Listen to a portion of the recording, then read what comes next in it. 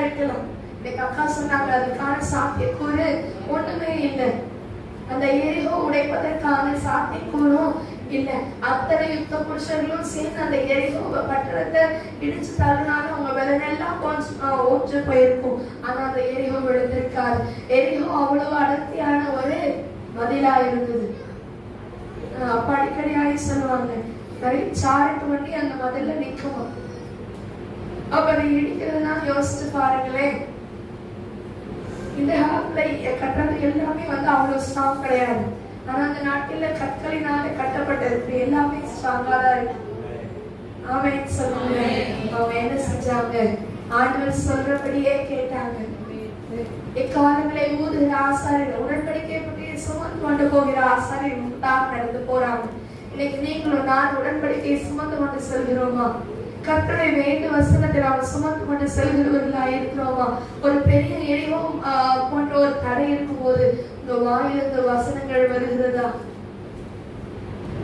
ஒரு வாரத்துக்கு முன்பதா, 2 வாரத்துக்கு முன்பதா இந்த மாதத்தின் ஆரம்ப நாட்கள்ல ஆண்டவர் இந்த வாக்குத்தத்த வசனத்தை கொடுத்தார்.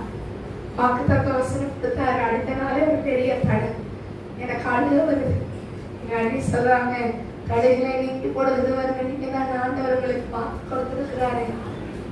நீங்க இதை பார்த்து இப்படி சோர்ந்து போகலாமா? என் உள்ள சோர்ந்து போகிறது. திறந்து வாசலை உனக்கு வைத்திருக்கிறேன் என்று ஒரு பக்கம் வசனம் வருகிறது. ஆனா நம்புவதற்கு எந்த சூழ்நிலையுமே இல்லை.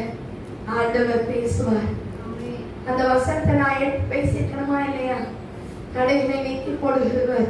இந்த தடையை ஆண்டவர் எனக்காக மாற்றுவார்னு நான் பேசணுமா? ஆனா என் கண்கள் கண்ணீர் வருகிறது. என்னால யாரையும் ஃபேஸ் பண்ணவே முடியல.